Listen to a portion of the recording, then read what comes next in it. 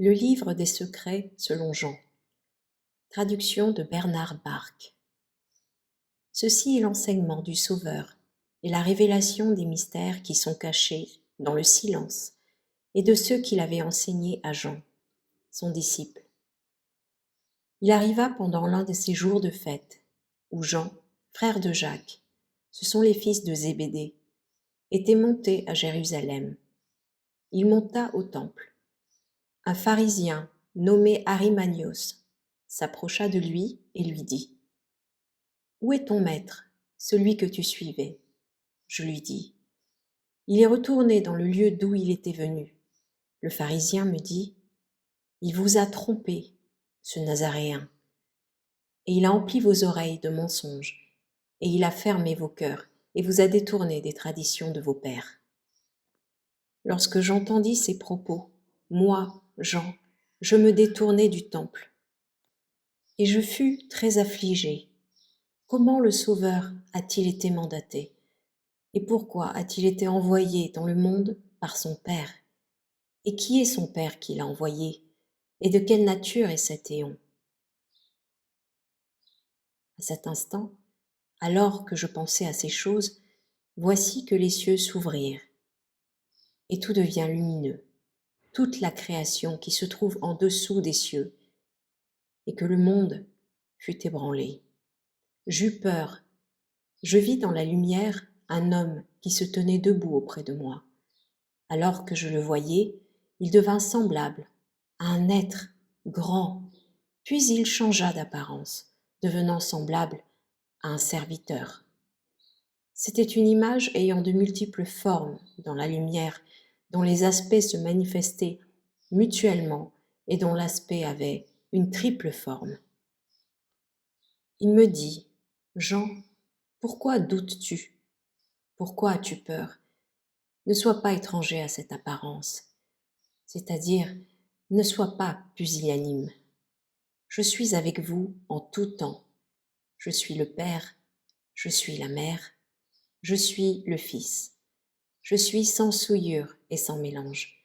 Maintenant, je suis venu pour t'instruire de ce qui est, de ce qui a été et de ce qui doit advenir, afin que tu connaisses les choses non manifestées comme les choses manifestées, et que je t'instruise au sujet de la génération inébranlable de l'homme parfait.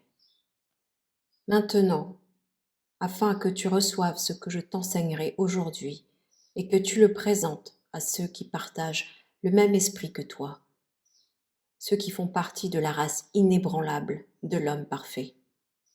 Alors moi, j'interrogeai afin de comprendre cela. Il me dit : « La monade est une monarchie que rien ne domine. Elle est le Dieu et Père de toutes choses, l'invisible qui domine toutes choses, lui qui est dans l'incorruptibilité, établi dans la lumière pure qu'aucun œil ne peut regarder. Il est l'esprit invisible. Il n'est pas convenable de le concevoir comme on conçoit les dieux ou en des termes similaires. Il est en effet plus qu'un Dieu, car nul n'existe au-dessus de lui, car nul ne le domine. Il n'existe pas non plus en quelque chose qui lui soit inférieur, puisque tout existe en lui seul. Il est éternel, puisqu'il n'a pas besoin de quoi que ce soit, car il est absolument parfait. Il ne manque de quoi que ce soit qui puisse le rendre plus parfait. Il est au contraire totalement parfait, en tout temps, dans la lumière. Il est illimité, car nul n'existe avant lui pour le limiter. Il est indistinct, car nul n'existe avant lui pour lui imposer une distinction. Il est incommensurable, car nul n'a existé avant lui pour le mesurer. Il est invisible, car nul ne l'a vu. Il est éternel, existant éternellement. Il est indicible, car nul ne peut l'appréhender afin de le dire. Il est innommable, car nul n'existe avant lui pour lui donner un nom. Il est une lumière incommensurable, sans mélange, sainte et pure. Il est indicible, parfait dans son incorruptibilité. Il n'est ni perfection, ni béatitude, ni divinité, mais il est supérieur à ces notions. Il n'est ni corporel, ni incorporel, ni grand, ni petit. Il n'existe pas de moyen qui permette de dire qu'il est une quantité. Nul ne peut en effet le penser, car il ne fait pas partie de ceux qui existent, mais leur est bien supérieur, non du fait de sa supériorité, mais en lui-même. Il ne fait pas partie des éons ni du temps, car si quelqu'un fait partie d'un éon, c'est que d'autres ont préparé cet éon antérieurement pour lui. Il n'a pas été soumis à une division temporelle, puisqu'il n'a rien reçu d'un autre. Ce que l'on reçoit est un emprunt fait à un autre. Or, celui qui est premier n'existe pas de façon à recevoir de lui-même. Il se regarde lui-même dans sa lumière. Il est la grandeur. Il est un être d'une incommensurable pureté. Il est éon, dispensateur d'éon, vie, dispensateur de vie, bienheureux, dispensateur de béatitude, connaissance, dispensateur de connaissance, bien, dispensateur de bonté, miséricordieux, dispensateur de miséricorde et de salut, grâce, dispensateur de grâce, non parce qu'il possède, mais parce qu'il donne. Il est la lumière incommensurable et incorruptible. Comment parlerai-je de lui avec toi? Son néon est incorruptible, en quiétude et se reposant en silence, lui qui est préexistant à toute chose. Il est en effet la tête de tous les éons, et c'est lui qui leur donne consistance par sa bonté. Nous ne connaissons ces choses incompréhensibles, ni ne comprenons de ces choses incommensurables, que ce qui a été révélé par lui, le Père. C'est lui seul qui nous a parlé. Lui, l'Esprit, se regarde lui-même dans sa propre lumière qui l'entoure, c'est-à-dire la source d'eau vive, et il produit tous les éons, en toute forme. Il conçoit sa propre image en la voyant dans la source de l'Esprit, en exprimant sa volonté par l'eau lumineuse qui se trouve dans la source de l'eau de lumière pure qui l'entoure. Alors, sa pensée devient une œuvre, est apparue, s'est manifestée devant lui dans le flamboiement de sa lumière. Elle est la première puissance qui a existé avant tous ceux qu'elle a manifestés par sa pensée. Elle est la pronoia de toute chose, la lumière qui illumine, l'image de la lumière de l'esprit. Elle est la puissance parfaite qui est l'image de l'invisible, esprit virginal et parfait. Elle est première puissance, la glorieuse Barbello, gloire parfaite dans les éons, gloire de la manifestation. Elle rendit gloire à l'esprit virginal et le loua, car c'est de lui qu'elle avait été manifestée. Elle, qui est la première pensée, l'image de cet esprit, elle fut la matrice de tout, car elle existe avant eux tous. Elle est la mère-père, l'homme primordial, l'Esprit Saint, le triple mal, la triple puissance, le triple nom androgyne, l'éon éternel parmi les éons invisibles, et la première à être sortie. Elle, Pronoia, demanda à l'invisible esprit virginal qui est Barbello, qui lui soit donné la préscience. Et l'esprit fit un signe d'assentiment. Lorsqu'il eut fait un signe d'assentiment, préscience apparut et se tint auprès de Pronoia. Celle qui provient de la pensée de l'invisible esprit virginal, rendant gloire à cet esprit et à sa puissance parfaite, Barbello, par qui elle est venue à l'existence. Et à nouveau, Pronoia demanda qu'il lui soit donné l'incorruptibilité. Et l'esprit fit un signe d'assentiment. De par son signe d'assentiment, incorruptibilité se révéla, se tint avec Enoia et préscience, rendant gloire à cet invisible esprit et à Barbello, celle par l'intervention de qui elles étaient venues à l'existence.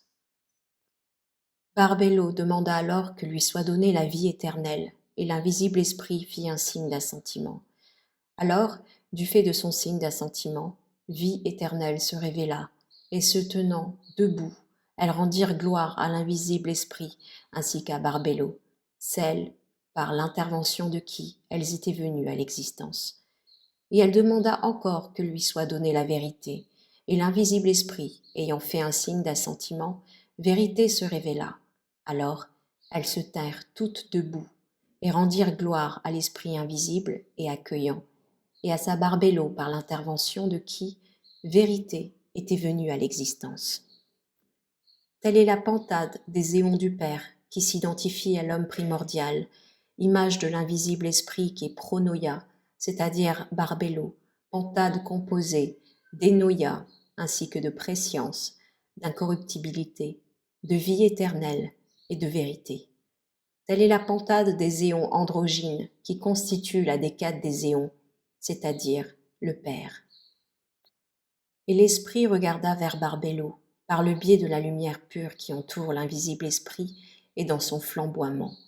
Et elle conçut de lui, et il donna naissance à une étincelle de lumière, à l'image de la lumière bienheureuse, mais ne lui étant pas égale en grandeur.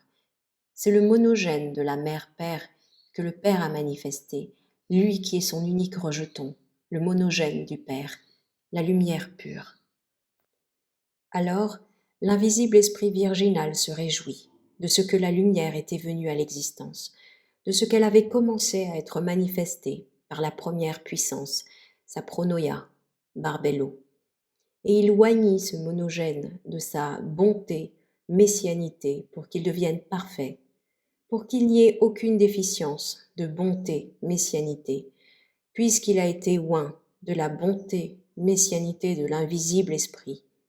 Et le monogène se tint en présence de l'esprit, pendant que celui-ci versait sur lui sa bonté. Et aussitôt qu'il eut reçu de l'esprit cette bonté, il rendit gloire à l'Esprit Saint et à la pronoia parfaite par qui il avait été manifesté. Et le monogène demanda que lui soit donné un partenaire, l'intellect. L'invisible esprit fit un signe d'assentiment, et lorsqu'il eut fait un signe d'assentiment, intellect se manifesta et se tint auprès du bon Christ, glorifiant celui-ci ainsi que Barbello. Toutes les œuvres qui précèdent ont été produites en silence et par la pensée. Alors le Christ voulut, par la parole de l'invisible esprit, créer une œuvre, et sa volonté devint une œuvre et se manifesta avec intellect et la lumière, le glorifiant. Et la parole suivit volonté, car c'est par la parole que le Christ, le Dieu autogène, a créé toutes choses. Quant à vie éternelle et volonté, d'une part, et intellect et préscience, d'autre part, ils se tinrent là, glorifiant l'invisible esprit et Barbello, car c'est d'elle qu'ils sont issus. L'Esprit Saint conféra donc la perfection au Dieu autogène, qui est son Fils et celui de Barbello, pour qu'il se tienne en présence du grand et invisible Esprit virginal, lui, le Dieu autogène, le Christ, lui qui a été honoré d'une voix forte, il a été manifesté par pronoia. Et l'invisible Esprit virginal a établi le Dieu autogène, véritable sur toute chose, et lui a soumis toute autorité, ainsi que la vérité qui est en lui, afin qu'il pense toute chose, lui, qui a été nommé d'un nom qui est au-dessus de tout nom. Ce nom, en effet, ne sera dit qu'à ceux qui en sont dignes. C'est en effet de la lumière qu'est le Christ, et d'incorruptibilité, par le don de l'Esprit, que les 4 luminaires proviennent du Dieu autogène. L'Esprit les a désignés pour assister le Fils. La triade est composée de volonté, énoïa et vie. La quadruple puissance, quant à elle, est composée de compréhension, grâce, perception et intelligence. Grâce est auprès de l'éon du luminaire Harmosel, qui est le premier ange. Avec cet éon d'Harmosel se trouvent 3 autres éons, grâce, vérité et forme. Le deuxième luminaire, Auraïel, est celui qui a été établi sur le 2e éon. Avec lui sont 3 autres éons, Épinoïa, perception et mémoire. Le 3e luminaire est Davaïtaï, celui qui a été établi sur le 3e éon. Avec lui se trouvent 3 autres éons, compréhension, amour et apparence. Quant au 4e éon, il a été établi sur le 4e luminaire, Élélet. Avec lui se trouvent 3 autres éons, perfection, paix et sagesse. Tels sont les 4 luminaires qui assistent le Dieu autogène. Tels sont les 12 éons qui assistent le Fils, le grand Christ autogène, par la volonté et le don de l'Esprit invisible. Ces 12 éons appartiennent au Fils autogène, et c'est par la volonté de l'Esprit Saint que toutes choses ont été établies par l'autogène. C'est de la préscience, de l'intellect parfait, par la manifestation de la volonté de l'invisible Esprit, ainsi que la volonté de l'autogène, que proviennent l'homme parfait, premier manifesté, et la vérité. C'est lui que l'Esprit virginal a nommé Pigera Adamas. L'Esprit l'établit sur le premier éon avec le grand Christ autogène, auprès du premier luminaire Armosel et des puissances qui sont avec lui. Et l'invisible Esprit lui donna une puissance intellectuelle invincible, et il parla. Il glorifia et bénit l'invisible Esprit en disant « C'est à cause de toi que tout a existé, et tout retournera vers toi. Je te bénirai donc et te glorifierai, toi, ainsi que l'autogène et les éons, toi qui es triade, Père, Mère, Fils, puissance parfaite. » Et l'homme parfait installa son fils, Seth, sur le deuxième éon près du deuxième luminaire, Oroyel. Dans le troisième éon fut ensuite installée la semence de Seth, près du troisième luminaire, Daveitai. Là furent installées les âmes des saints. Dans le quatrième éon, enfin, furent installées les âmes de ceux qui sont ignorants du plérôme et n'ont pas été prompts à se repentir, mais sont restés temporairement dans cet état, puis se sont repentis. Ces âmes ont été installées auprès du quatrième luminaire, Élélet. Ce sont des créatures qui rendent gloire à l'invisible esprit. Donc, Sophia d'Épinoïa, étant un néon, pensa une pensée issue d'elle-même, ainsi que de la réflexion de l'invisible esprit et de préscience. Elle voulut manifester une ressemblance hors d'elle-même, sans que ce soit exprimé le bon vouloir de l'esprit. Il n'avait pas donné son accord, et sans son conjoint, ni même l'assentiment de ce dernier. Comme la face de sa masculinité n'avait pas donné son consentement, comme elle n'avait pas trouvé son partenaire, elle fit un signe d'assentiment, sans le bon vouloir de l'esprit et sans que son partenaire n'en ait eu connaissance. Elle sortit à cause de la force irrésistible qui est en elle. Sa réflexion ne fut pas improductive, et apparut hors d'elle une œuvre imparfaite et différente de sa propre forme, parce qu'elle l'avait faite sans son conjoint. Cette œuvre était non conforme à l'aspect de sa mère, car elle avait une autre forme. Lorsque Sophia vit que l'œuvre qu'avait produit sa volonté avait pris l'apparence contrefaite d'un dragon à face de lion, et que ses yeux ressemblaient au feu flamboyant qui illumine, elle la chassa loin d'elle, hors de ces lieux, afin qu'aucun des immortels ne la voie, car elle l'avait faite dans un état d'ignorance. Et elle l'entoura d'une nuée lumineuse et plaça pour elle un trône au milieu de la nuée, afin que nul ne la voie, excepté l'Esprit Saint, que l'on nomme Mère des vivants. Et elle lui donna le nom de Yaltabaoth. Il est le premier archonte, celui qui a pris une grande puissance à sa mère. Puis il s'écarta d'elle et s'éloigna des lieux où il avait été enfanté. Il s'empara d'autres lieux et se créa d'autres rayons, flamboyant d'un feu lumineux, ce qui existe maintenant. Et il s'unit à sa propre déraison et engendra pour lui-même des autorités. Le nom de la première est Athot, que les générations appellent. La deuxième est Armas, c'est-à-dire l'œil de la jalousie. La troisième est Kalila Umbri. La quatrième est Yabel. La cinquième est Adonayou, que l'on nomme aussi Sabaoth. La sixième est Caïn, que les générations des hommes appellent le soleil.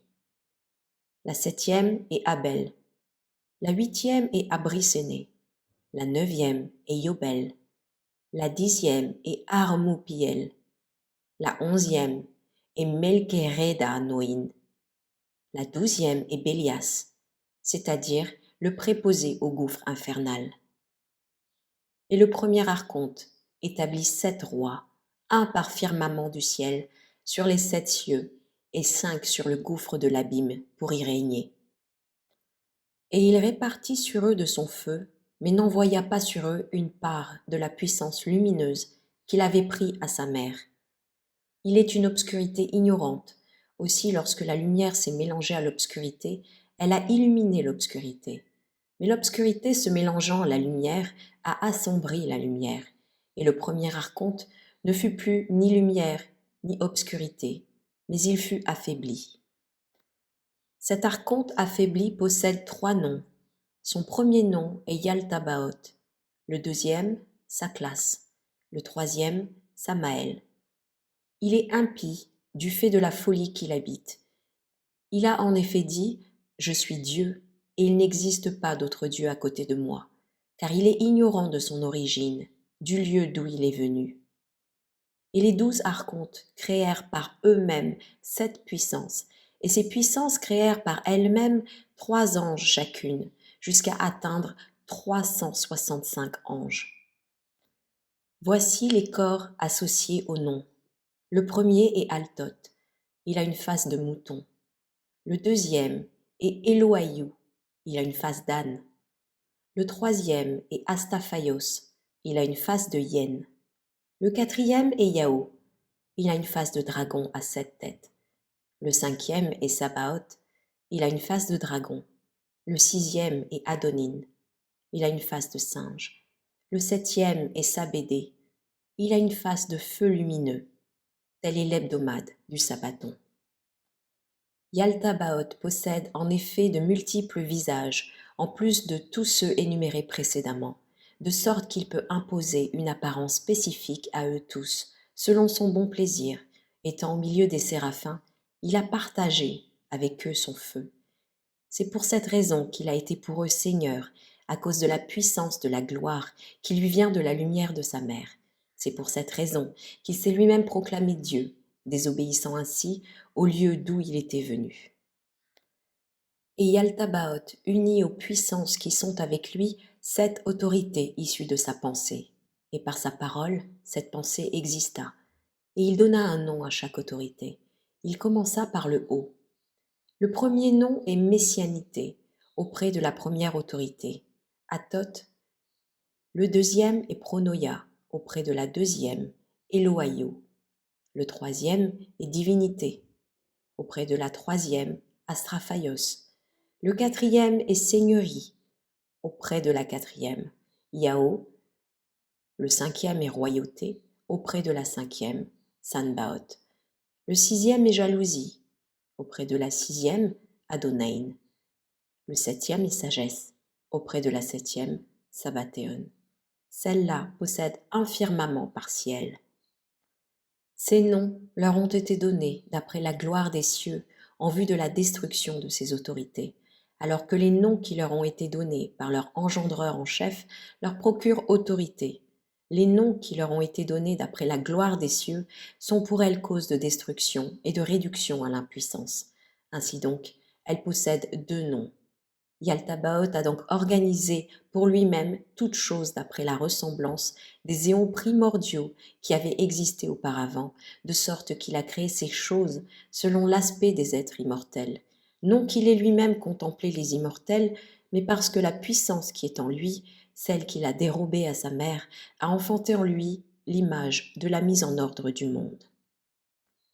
Alors, voyant la création qui l'entoure, ainsi que la foule des anges qui sont autour de lui et qui sont issus de lui, Yaltabaoth leur dit « Moi, je suis un Dieu jaloux, et il n'existe pas d'autre Dieu en dehors de moi. » Mais en déclarant cela, il signifie aux anges qui sont auprès de lui qu'il existe un autre Dieu, car si aucun autre n'existait, de qui serait-il jaloux?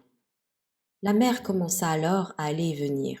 Elle avait perçu sa déficience lorsque l'éclat de sa lumière avait diminué, et elle s'assombrit parce que son conjoint n'avait pas parlé d'une seule voix avec elle. Et moi, Jean, de dire « Seigneur, que signifie aller et venir ?» Lui alors rit et dit « Ne pense pas que ce soit, comme l'a dit Moïse, qu'elle allait et venait au-dessus des eaux. Non, mais lorsqu'elle vit le mal qui était arrivé et la nature du larcin que lui avait dérobé son fils, elle se repentit. Alors un oubli s'empara d'elle dans les ténèbres de l'ignorance, et elle commença à manifester de la honte. Ce mouvement, c'est le va-et-vient.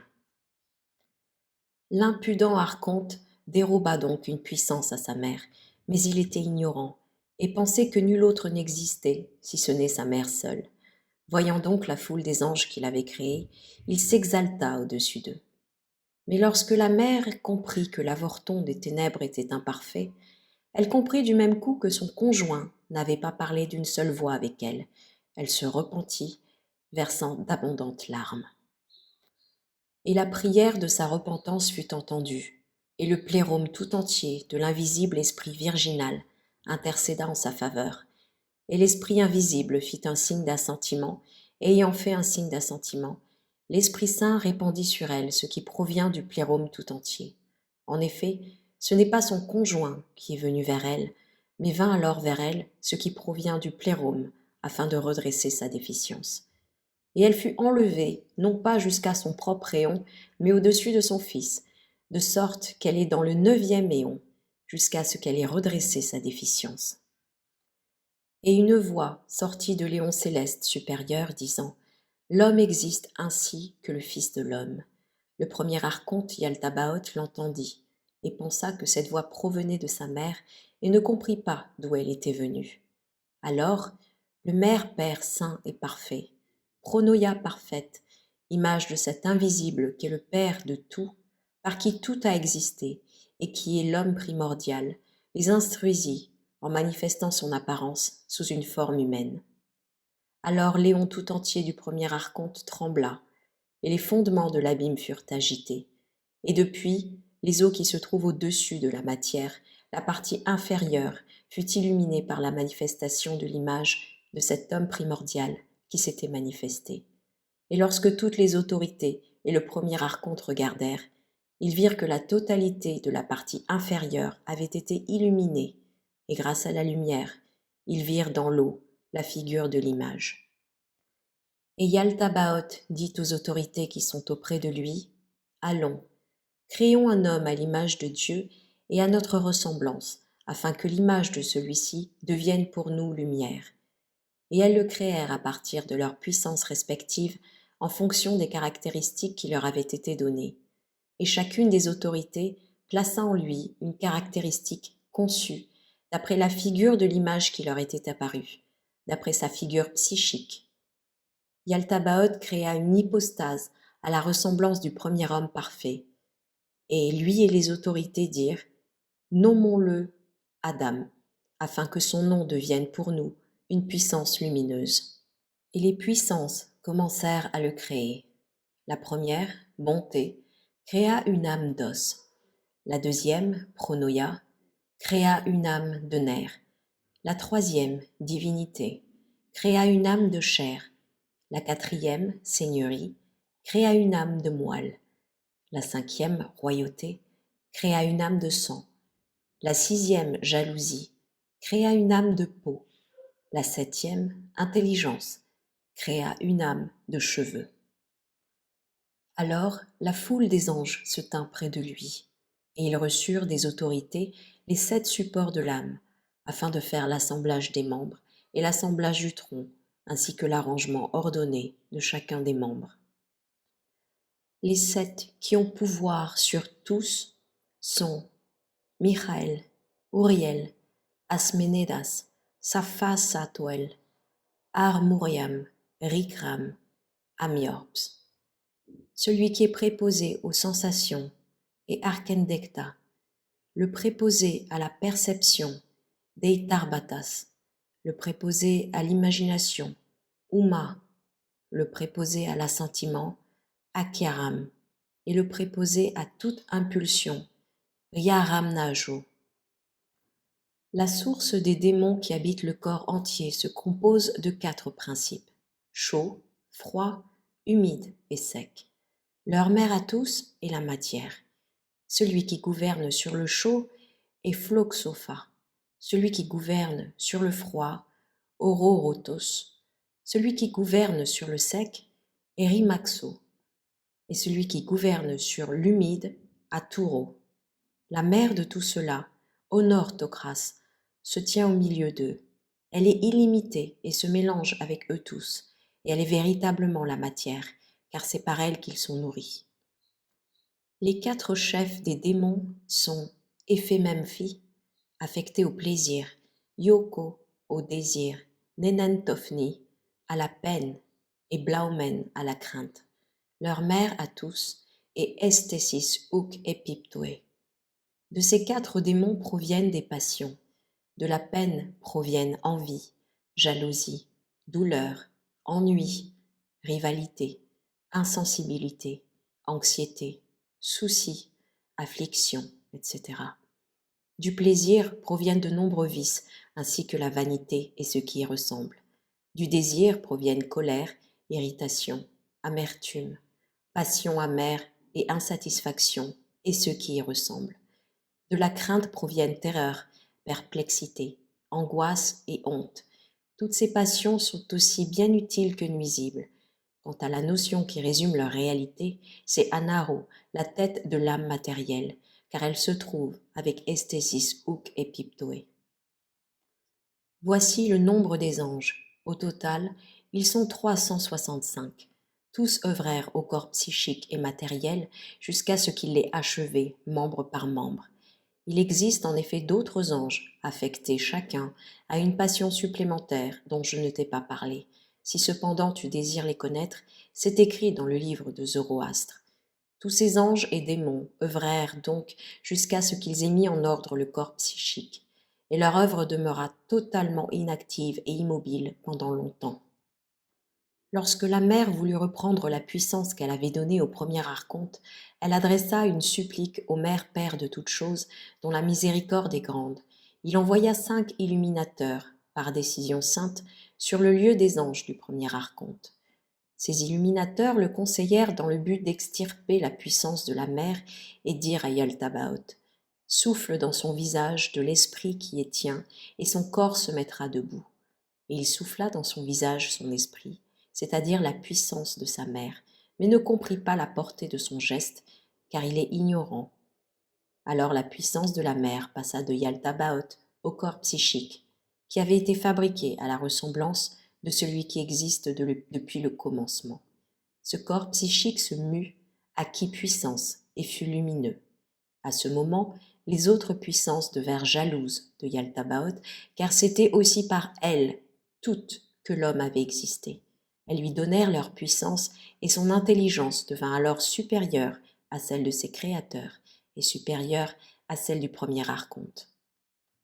Lorsque l'archonte et ses puissances comprirent qu'il était lumineux, qu'il leur était supérieur par la pensée, et qu'il s'était dépouillé du mal, ils le prirent et le chassèrent vers la partie la plus basse de toute la matière. Alors le bienheureux Mère-Père, bienfaisant et compatissant, manifesta sa compassion envers cette puissance de la mer qui avait été soustraite au premier archonte, car ces puissances exercent encore leur pouvoir sur le corps psychique et sensible. Le Père-Mère envoya alors, par l'intermédiaire de son esprit bienfaisant et plein de pitié, comme aide pour Adam, Épinoïa de lumière, celle qui provient du Père-Mère et que l'on a nommée vie. C'est elle qui porte secours à la création entière, qui peine en lui, Adam, et le restaure dans sa perfection, qui l'instruit de la descente de sa semence en l'instruisant du chemin du retour, chemin par lequel il est descendu. Et Épinoïa de la lumière est cachée en Adam pour que les archontes ne perçoivent pas sa présence, mais aussi pour qu'Épinoïa devienne l'agent du redressement de la déficience de la mère. Alors l'homme devint visible à cause de l'ombre de la lumière qui est en lui, et sa pensée fut supérieure à celle de tous ses créateurs. Lorsqu'ils regardèrent, ils virent que sa pensée était supérieure. Et ils tinrent conseil avec toute l'armée archontique et angélique. Ils prirent du feu, de la terre et de l'eau, les mélangèrent ensemble avec les 4 vents du feu, les associèrent ensemble et provoquèrent une grande confusion. Et ils entraînèrent Adam à l'ombre de la mort, afin de remodeler, à partir de la terre, de l'eau, du feu et du souffle, celui qui provient de la matière, c'est-à-dire de l'ignorance ténébreuse, du désir et de leur esprit contrefait. Voilà ce qu'est le tombeau du remodelage du corps. Ce que les brigands ont imposé à l'homme, c'est le lien de l'oubli. Et celui-ci est devenu un homme mortel. Telle est la descente primordiale et la séparation primordiale. Mais Epinoïa de la lumière qui est en lui, c'est elle qui éveillera sa pensée. Et les archontes le prirent, ils le placèrent dans le paradis et lui dirent « Mange », c'est-à-dire « Mange dans l'oisiveté », car assurément, leurs délices sont amères et leur beauté perverse. Leurs délices sont tromperies et leurs arbres impiété. Leur fruit est un poison qui n'apporte pas la guérison et leur promesse est mort. C'est l'arbre de leur vie qu'ils ont placé au milieu du paradis. Mais moi, je vous enseignerai quel est le mystère de leur vie, c'est-à-dire le projet qu'ils ont fait ensemble de fabriquer la ressemblance de leur esprit. Cet arbre est celui dont la racine est amère et dont les branches sont mortes. Son ombre est haine et il y a de la tromperie dans ses feuilles. Sa fleur est l'onction de la perversité et son fruit la mort. Sa semence est désir et fleurit dans l'obscurité. Ceux qui goûtent à cet arbre, leur lieu de séjour est l'Hadès et l'obscurité, leur lieu de repos. Quant à celui qu'ils ont appelé l'arbre de connaissance du bien et du mal, c'est Epinoïa de la lumière, celle qu'ils ont bannie de la présence de l'homme, afin qu'il ne regarde pas en haut vers sa plénitude et ne connaisse pas la nudité de sa honte. Mais c'est moi qui les ai redressés pour qu'ils mangent.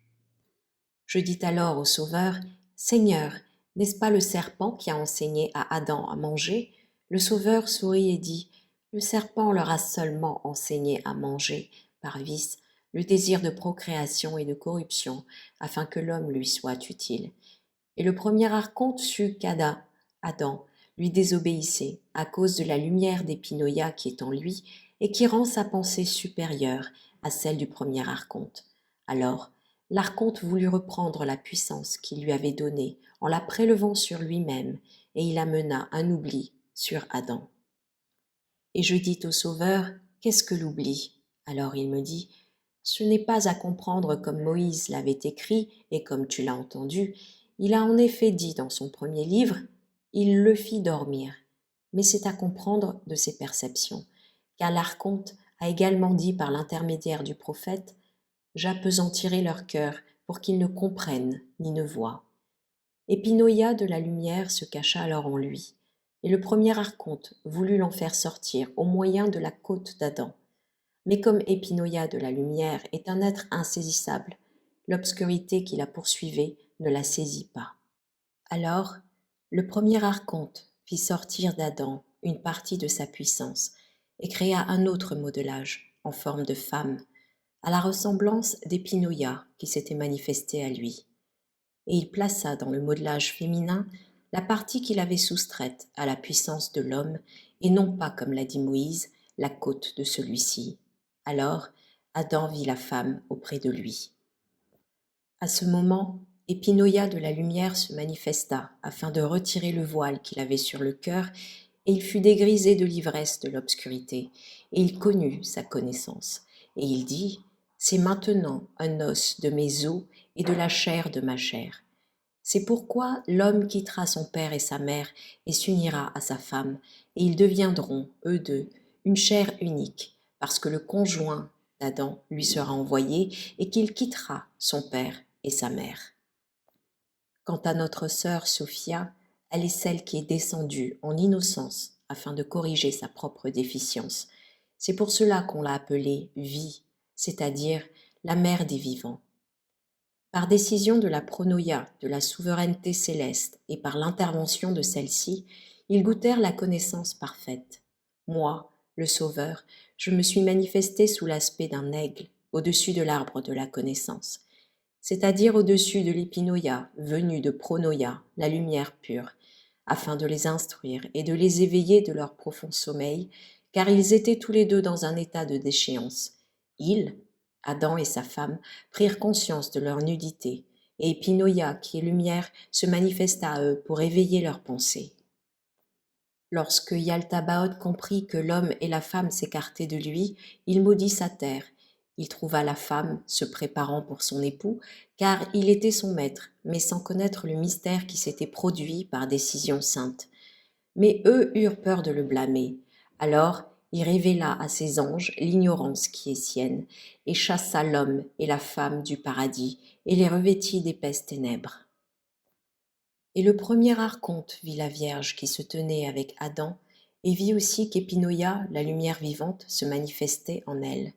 Alors, Yaltabaoth fut remplie d'ignorance. Mais lorsque la pronoïa de toutes choses eut connaissance de cela, elle envoya des anges, et ils arrachèrent vie hors d'Ève. Et le premier archonte souilla cette dernière.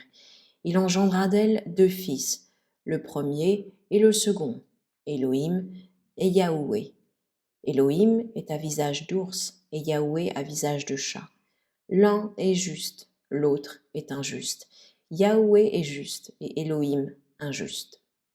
Le premier archonte établit Yahoué sur le feu et le vent, et établit Élohim sur l'eau et la terre. À cela, il donna les noms que voici, Caïn et Abel, montrant ainsi sa fourberie.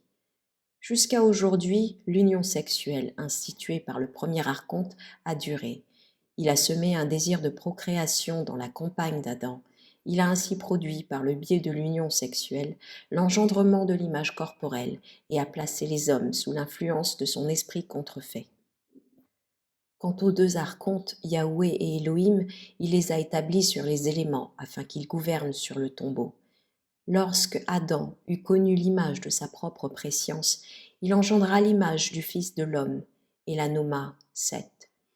À la manière de la génération qui est dans les éons, l'autre mère envoya en bas son esprit, qui est l'image qui lui ressemble, et une copie de ce qui est dans le plérôme, de façon à préparer un lieu d'habitation pour les éons qui descendront. Et cet esprit fit boire aux hommes une eau d'oubli en provenance du premier archonte, afin qu'ils ne sachent plus quelle est leur origine.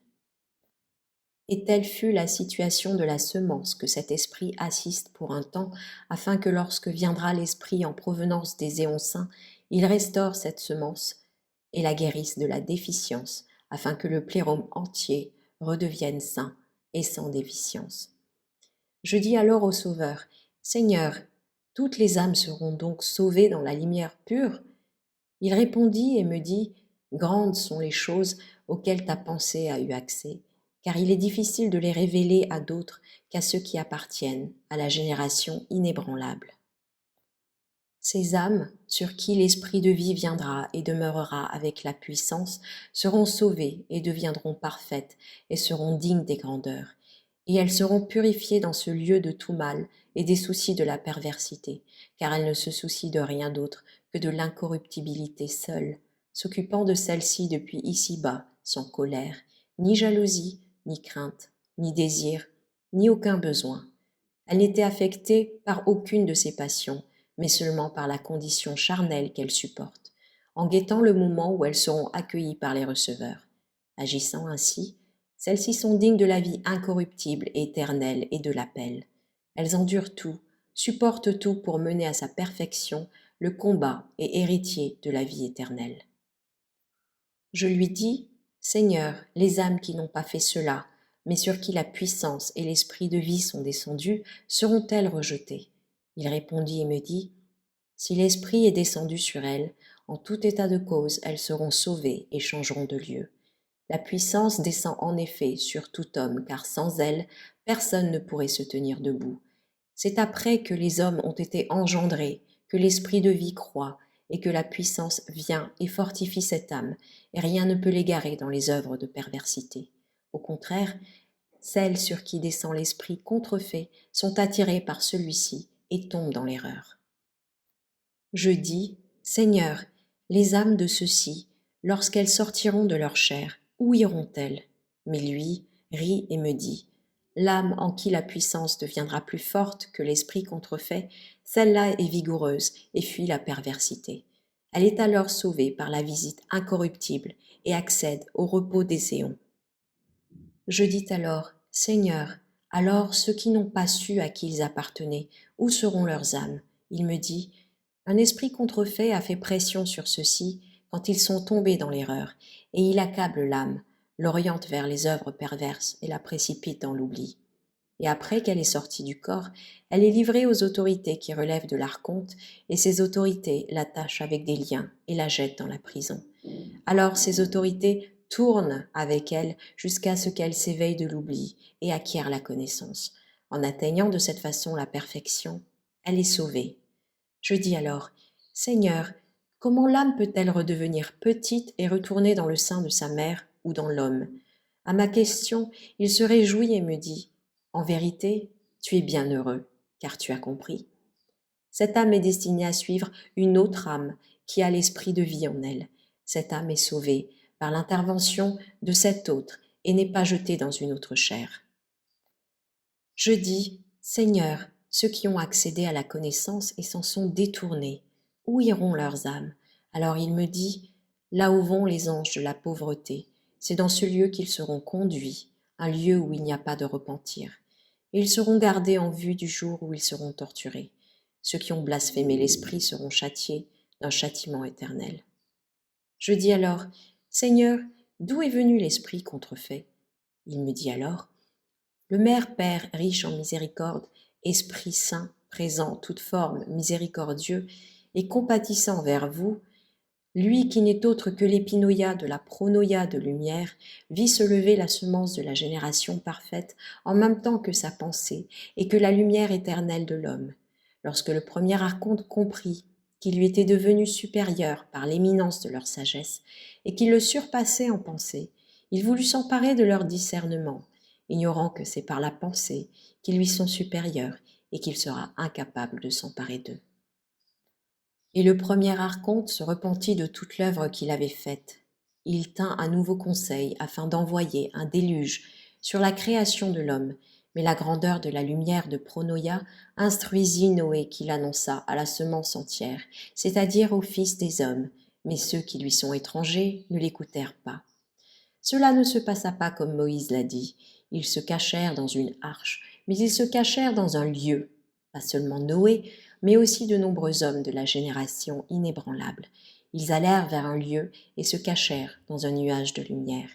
Et Noé connut l'autorité de Pronoïa, et que celle qui provient de la lumière était avec lui, elle qui avait brillé pour eux, parce que le premier archonte avait envoyé l'obscurité, toute la terre.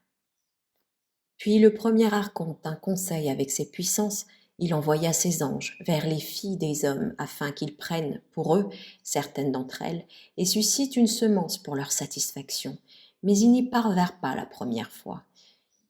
N'y étant pas parvenus, ils se réunirent à nouveau tous ensemble pour tenir conseil une nouvelle fois et créèrent un esprit contrefait à la ressemblance de l'esprit qui était descendu, afin de souiller les âmes par son entremise. Alors les anges prirent l'apparence humaine de celles-ci, en prenant l'apparence de leurs conjoints, les remplissant de l'esprit des ténèbres qui avaient été mélangés en eux-mêmes, ainsi que de perversité. Ils apportèrent de l'or, de l'argent, un présent, du bronze, du fer, du métal et toutes sortes de choses de ce genre, et ils entraînèrent dans de grands soucis les hommes qui les avaient suivis, les égarant dans de multiples erreurs. Ils vieillirent sans connaître de repos, ils moururent sans avoir atteint de vérité ni connu le Dieu de la vérité, et c'est ainsi que la création entière fut tenue en un esclavage perpétuel depuis la fondation du monde jusqu'à maintenant. Et ayant pris des épouses, ils engendrèrent des fils issus de l'obscurité, à la ressemblance de leur esprit, et ils fermèrent leur cœur, et ils endurcirent de la dureté de l'esprit contrefait, jusqu'à maintenant. Moi, la pronoïa parfaite de toutes choses, je me suis changé en ma semence, comme j'existais en premier, c'est moi qui fais route en toute voie. Je suis la richesse de la lumière, je suis la mémoire du plérôme, mais j'ai aussi fait route dans les ténèbres immenses. Je me suis avancé jusqu'à atteindre le milieu de la prison, et les fondations du chaos furent ébranlées. Alors moi, je me suis caché d'eux à cause de leur malice, et ils ne m'ont pas connu. À nouveau, je suis retourné pour la deuxième fois, et j'ai fait route. J'ai quitté les éons de la lumière, moi qui suis la mémoire de Pronoïa. Je me suis introduite dans le milieu des ténèbres, et à l'intérieur de l'Amanté, me tournant vers mon économie. Alors les fondations du chaos furent ébranlées, sur le point de tomber sur ceux qui sont dans le chaos, et de les détruire. Alors à nouveau, je me suis enfui vers ma racine de lumière, afin de ne pas les détruire avant le temps fixé. Une troisième fois encore j'ai fait route, moi qui suis la lumière existant dans la lumière, moi qui suis la mémoire de Pronoïa, afin de m'introduire dans le milieu des ténèbres et à l'intérieur de la mantée. J'ai rempli mon visage de lumière en vue de la fin de leur éon, et je me suis introduite au milieu de leur prison, c'est-à-dire de la prison du corps, et j'ai dit que celui qui entend se lève du sommeil profond. Alors il pleura et versa de profonds sanglots. Il essuya ses larmes et dit « Qui prononce mon nom et d'où m'est venu cet espoir, alors que je suis dans les liens de la prison ?» Et je lui ai dit « Je suis la pronoïa de la lumière pure, je suis la pensée de l'esprit virginal, celle qui te restaure en un lieu d'honneur. Lève-toi et souviens-toi que tu es celui qui a entendu et suit ta racine, moi qui suis compatissante, et garde-toi des anges de la pauvreté, ainsi que des démons du chaos et de tous ceux qui t'entravent. Et demeure éveillé hors du sommeil profond et de la chape qui couvre l'intérieur de la montée. Alors je l'ai fait se lever et je l'ai scellé dans la lumière de l'eau, au moyen de 5 sauts, pour que la mort soit sans pouvoir sur lui à partir de cet instant. Et voici que maintenant je vais remonter vers Léon parfait. J'ai achevé de faire entendre toutes ces choses à tes oreilles, mais je t'ai aussi dit tout cela pour que tu le mettes par écrit et le transmettes en secret à ceux qui partagent le même esprit que toi, car ce mystère est celui de la génération inébranlable. Et le Sauveur lui a transmis cela pour qu'il le mette par écrit et le conserve en sécurité.